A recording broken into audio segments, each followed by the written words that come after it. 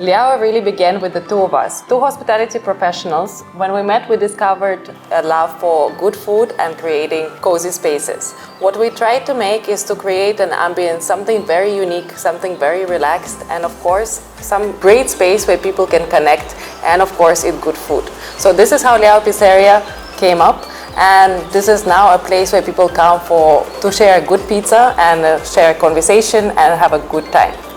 So we have actually evolved from what we began. We are now a concept of eat, shop and stay, where you can come eat at Leão Pizzeria, where you can stay in a 150-year-old restored boutique heritage home that we have converted, and more importantly, where you can shop at Leão Ethical Wear, where our garments are made from upcycled vintage silk saris. So we in all have created a space where you can come, slow down and enjoy the Goan feeling of Susegat.